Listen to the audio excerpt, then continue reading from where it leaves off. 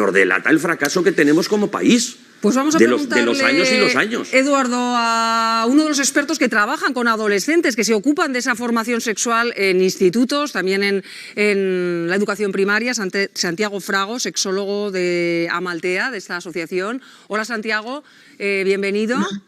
No sé si estaba escuchando nuestra conversación aquí en mesa, en la que estaba diciendo uno de nuestros colaboradores, el periodista Eduardo Bayona, es de primero de convivencia saber que tiene que haber consentimiento por parte de la otra parte. ¿Es eso lo primero que se enseña? ¿Es el ABC de esta formación?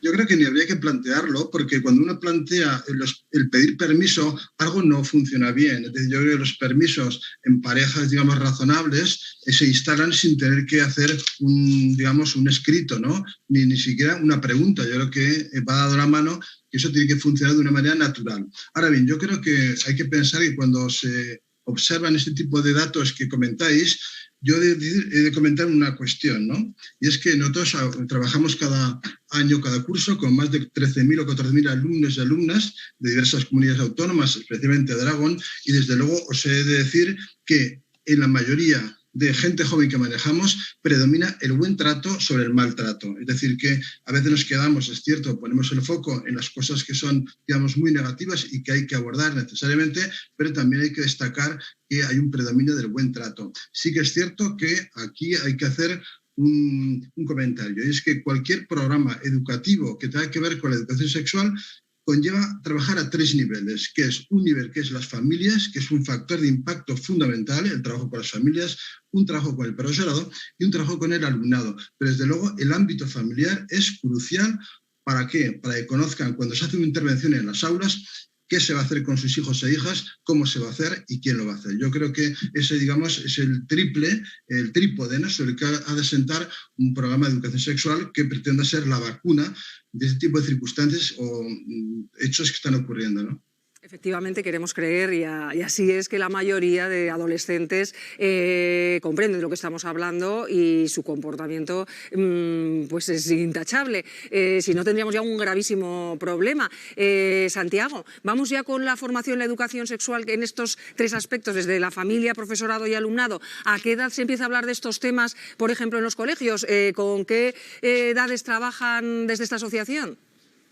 Bien, en principio desde Amaltea, que llevamos más de 30 años abordando temas de educación sexual, en ese sentido somos un cierto referente, no solo en la Comunidad Autónoma de Aragón. Nuestro nivel de intervención a nivel de aula comienza a partir de quinto de primaria, porque hasta cuarto de primaria son edades muy sencillas en las cuales un trabajo con las familias y con el profesorado va a permitir resolver cualquier tipo de incidencia y comentar cualquier aspecto que tenga que ver con aspectos de educación sexual. A partir de quinto de primaria se dan circunstancias que hacen que una intervención en el aula de una manera secuenciada y continuada, pues permite de alguna manera responder a las inquietudes que los jóvenes nos demandan, ¿no? Por supuesto, inquietudes que tienen que ver con su nivel madurativo, obviamente, y que vamos desgranando curso a curso, pero insisto, a partir de quinto de primaria es cuando hay que hacer ya una intervención, digamos, de impacto a nivel de aula, pero previamente, por supuesto, hay que hacer un trabajo a nivel familiar y a nivel docente con los maestros y maestras. Hablábamos en este programa con una experta en delitos sexuales, una psicóloga, que nos decía que es muy importante porque hay carencias en la educación afectivo-sexual. ¿Forma parte de ese programa de formación en el alumnado? Bueno, el conocerse, aceptarse, relacionarse de un modo amable y en el marco de un buen trato, por supuesto, forma parte de la intervención. Es decir, yo creo que lo que implica un programa de educación sexual implica muchas cuestiones, ¿no? Por supuesto, un trabajo de autoestima, que es fundamental en el alumnado, un trabajo de habilidades sociales, un trabajo de conexiones con las familias, un trabajo de estrategias también para gestionar los celos cuando estamos en el periodo adolescente, cómo gestionarlos, cómo gestionar las rupturas de pareja, cómo gestionar estas nuevas masculinidades, ¿no?, que se trabajan con los chicos. Dar a los chicos la responsabilidad en muchos casos de muchas cuestiones que se han obviado, ¿no? Siempre se ha puesto el foco en las chicas, que son las que tienen que ponerle el freno. Yo creo que los chicos tienen que asumir también sus responsabilidades, ¿no? Y en ese sentido, a veces algunos jóvenes, pues de alguna manera responden con, no digo con indiferencia, pero sino que hay que cuestionar a veces los comportamientos también en el marco de una relación de pareja, tanto de él como de ella. Lo confirman los datos, cada vez se tiene más acceso a la pornografía y desde edades más tempranas. Se habla en esta educación sexual en las aulas de saber distinguir lo que es pornografía de lo que es la realidad, porque no sabemos si parte de esas violaciones grupales que van en aumento, que es un hecho, solo en el último mes ha habido 4 casos, podría estar detrás ese acceso a la pornografía como algo normal, como algo que está en el día a día y que se puede poner en práctica con cierta normalidad. Bueno, la irrupción de la pornografía es una realidad inevitable e incómoda. Esto es un hecho, pero no podemos echarnos a llorar. Yo creo que tenemos un reto potente, que es combatir de alguna manera la industria pornográfica, que insisto es muy contundente, ¿no?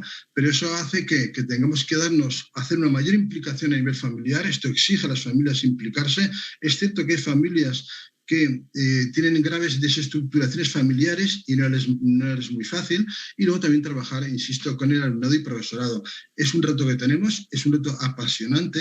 No podemos, digamos, echarnos a llorar. Hay que combatir la pornografía y, desde luego, uno de los objetivos es el abordaje de estas temáticas que en este curso escolar y en el anterior han agobiado mucho a las familias, porque el sistema online, pues de luego ha facilitado que haya habido un mayor acceso al porno, y yo comento a las familias siempre que hemos de intentar, en la medida de lo posible, que los hijos e hijas se acerquen lo más tarde posible al porno, que va a ser, insisto, inevitable. ¿Por qué? Porque con 7, 8, 9 años son imágenes en general muy violentas que convendría evitar.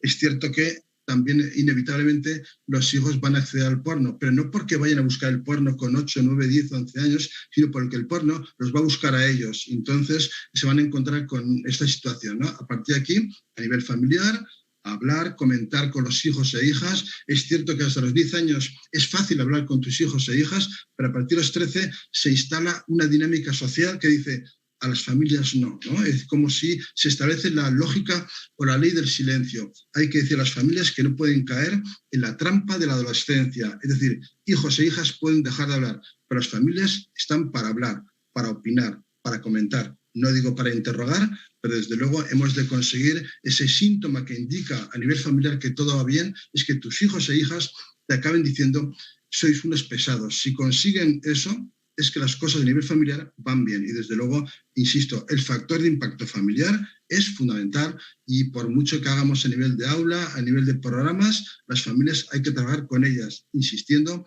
en que hay un sector de familias que se nos escapan, que están inmersas en graves estructuras familiares complejas, y que desde luego ahí tiene mucho que ver con las circunstancias que luego no nos gusta leer en los titulares de prensa. Una cosa más, Santiago, hoy en el Congreso se aprobará esa ley sobre libertad sexual, que incluye esa enmienda en la que los menores que habrían cometido violaciones en grupo deberían ser reeducados, que podría recaer, por ejemplo, en la labor que están haciendo. ¿Qué les parece esta medida?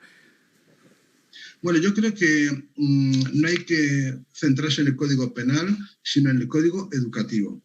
E insisto, y en este sentido sabemos que hay estructuras familiares frágiles, a las cuales hay que abordar. Son chavales que, en principio, por su modelo familiar, nadie los ha querido. Cuando nadie te quiere, buscas que alguien te quiera.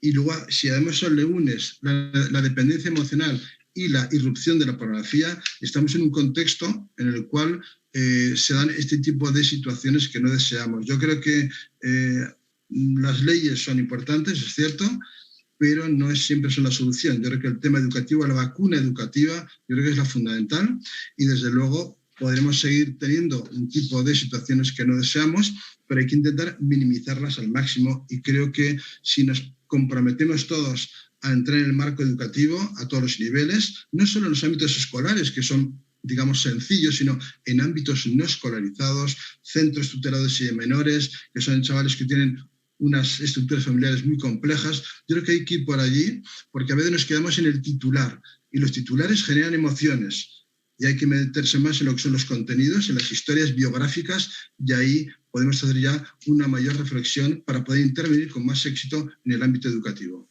Pues Santiago Frago, sexólogo de Amaltea, le agradecemos mucho que haya hablado con nosotros en Aquí y Ahora. Gracias, un saludo. Nosotros. Cuando queráis. Es muy interesante lo que nos está contando Santiago. Él es quien está con adolescentes continuamente intentando educar, formar, que no es una tarea solo de sexólogos, que es una tarea evidentemente de las familias, fundamentalmente de las familias. Por eso he hecho hincapié en limitar ese acceso al porno en la medida de lo posible, que eso se traduciría en dedicar más tiempo a los hijos.